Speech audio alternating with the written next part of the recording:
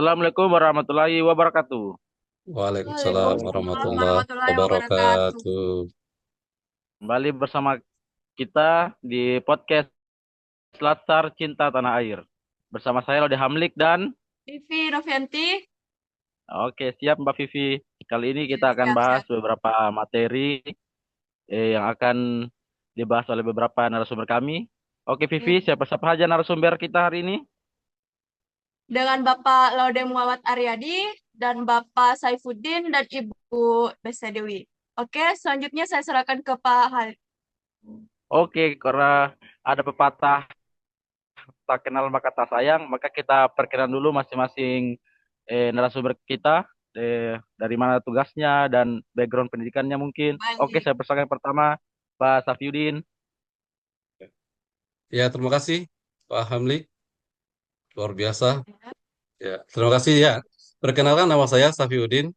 Latar belakang pendidikan saya lebih kepada keguruan sarjana pendidikan Islam. Saya tugas di Dinas Dukcapil ya di Kabupaten Manado Barat sebagai arsiparis. Sekian, Pak Hamli. Oke, Masya Allah, luar biasa. Oke, kita bergeser ke Ibu Dewi, silakan. Halo, eh, Halo. nama saya Besedewi Nusul Kurnia. Eh, saya dari instansi pemerintah Kabupaten Muna Barat dengan eh, jabatan penyuluh hukum ahli pertama. Terima kasih. Masya Allah, berarti sangat mengerti hukum ini. Oke, Insya selanjutnya Allah. kita kepada Bapak Claude, silakan. Oke, terima kasih kesempatannya.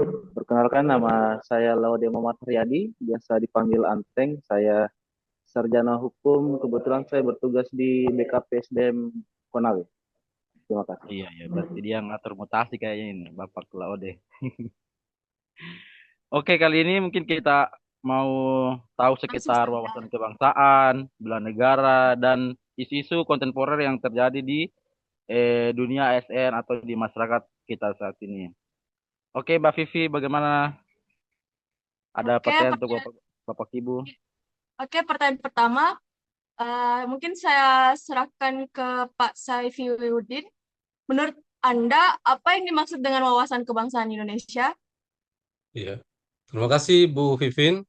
Eh, Menurut pandangan saya, jadi wawasan kebangsaan itulah cara pandang bangsa Indonesia mengenai diri dan lingkungannya dalam bagaimana dalam memandang kesatuan dan persatuan wilayah dalam penyelenggaraan kehidupan berbangsa dan bernegara, khususnya dalam bermasyarakat dalam kehidupan kita sehari-hari. Mungkin itu saja dulu Pak, Ibu. Oke, jawaban yang sangat menarik oleh Bapak Saifuddin. Oke, ilmu yang sangat bermanfaat ya. Misalnya kan sekarang kita udah tahu nih teorinya. Teori tentang wawasan kebangsaan, siapa saja yang wajib untuk mengetahuinya. Kalau menurutnya Ibu Dewi, eh, wawasan kebangsaan ini bagaimana cara untuk mengaplikasikannya di kehidupan sehari-hari? Wawasan kebangsaan ini bisa kita terapkan di mana saja ya, baik di tingkat pusat maupun di tingkat daerah dalam kehidupan bermasyarakat dan bernegara. Jadi kita bisa menerapkannya di mana saja, seperti itu. Kan kita tahu bersama ada 4 konsensus dari wawasan kebangsaan. Yang pertama ada Pancasila, ada Undang-Undang Dasar 1945, NKRI, dan Bhinneka Tunggal Ika. Dari 4 konsensus ini, kapan waktu untuk ditegaskan kembali 4 konsensus ini? Oke, jadi kalau untuk menegaskan ataupun mengingatkan kita terkait tempat konsensus ini sebenarnya ada banyak tanggal yang diterapkan di Indonesia. Salah satunya itu di tanggal 1 Juni sebagai salah satu simbol penegasan bahwa kita merupakan sebuah ideologi Pancasila yang ada di negara kita. Mungkin itu saja.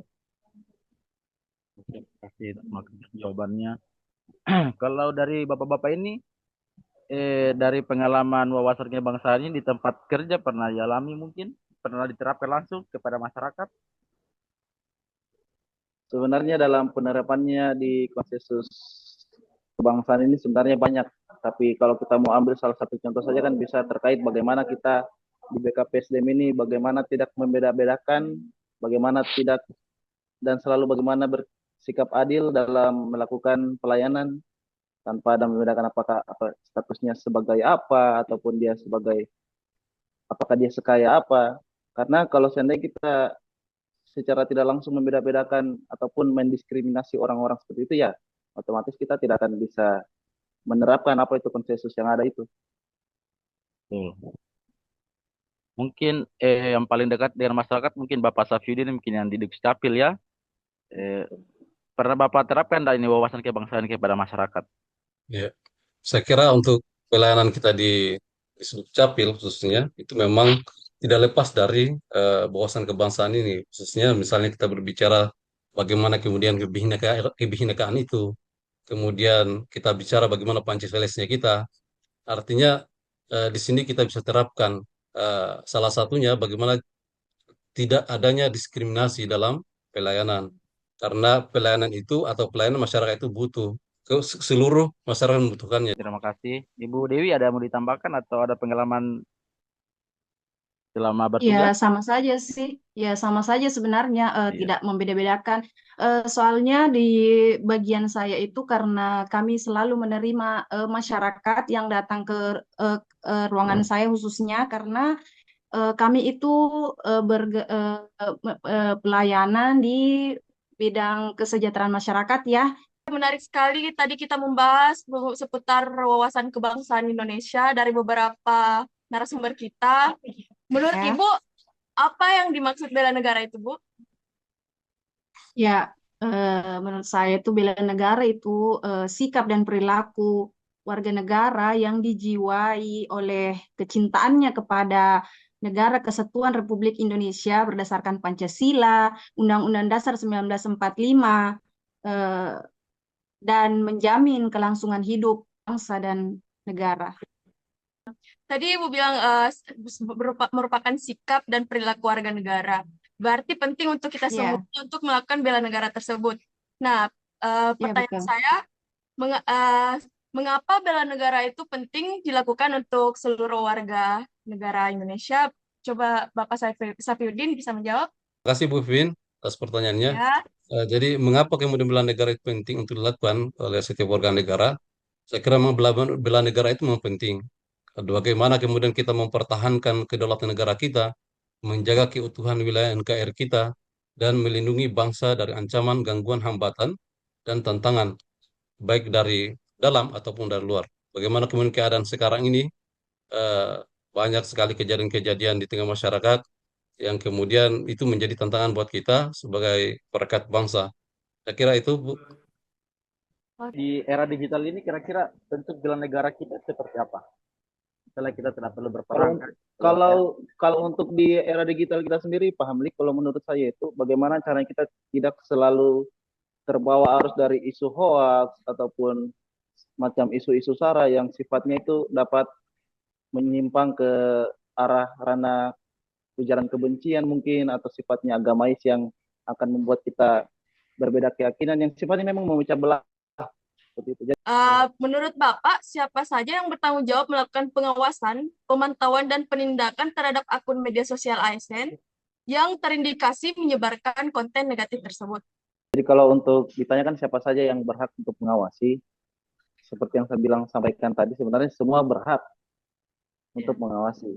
Hanya untuk yang berkewajiban lebih tinggi untuk melakukan itu merupakan orang-orang yang memang yang punya jabatan, para pengawas, pembina yang sifatnya memang dan tugas fungsi pokoknya dia itu sebagai semacam pengawas. Contohnya kayak pejabat pembina kepegawaian ataupun TNI Polri, mungkin seperti itu. Kalau pemahaman saya dan pandangan saya itu adalah bagaimana melangkah-langkah kita atau giat-giat kita sebenarnya dalam menghadapi ini semua. Pertama adalah kita hadapi dengan bijaksana. Kemudian kedua adalah jangan mudah mempercayai berita-berita yang tersebar di media sosial. Kita mencari kebenarannya. Jadi dengan hal itu kemudian kita bisa berpikir lebih jernih lagi. Jadi kalau untuk saya tidak mengurangi apa yang disampaikan tadi Pak Saifuddin ya, Safiuddin, itu memang jelas bahwa ketika kita berbicara soal media sosial itu kita harus bijak dalam menggunakannya. Tidak boleh kita terpengaruh ataupun kita tidak boleh terdistract ataupun istilahnya kita harus bijak memang. Artinya kita harus berperan aktif juga. Betul. Oke, menghambat penyebaran hoax. Jadi kita sebagai ASN harus berperan aktif, tidak boleh pasif di tengah-tengah masyarakat. Dan kita harus ASN sebagai contoh dari masyarakat, jangan sebagai malahan sebagai penyebar hoax. Pak Haryadi? Ya, betul Pak. Betul. Terasa kita sudah ada di penghujung acara. Terima kasih kami ucapkan kepada para narasumber, Bapak Ibu, Pak Laude, saya Firdan, Ibu Dewi. Sudah sangat luar biasa sekali pembahasannya yang tadi, dan untuk partisipasinya pada hari ini ya kami ucapkan terima kasih sekali lagi. Oh ya, mungkin kesimpulan intinya kita harus menunjukkan cinta tanah air mungkin dari seluruh lapisan masyarakat.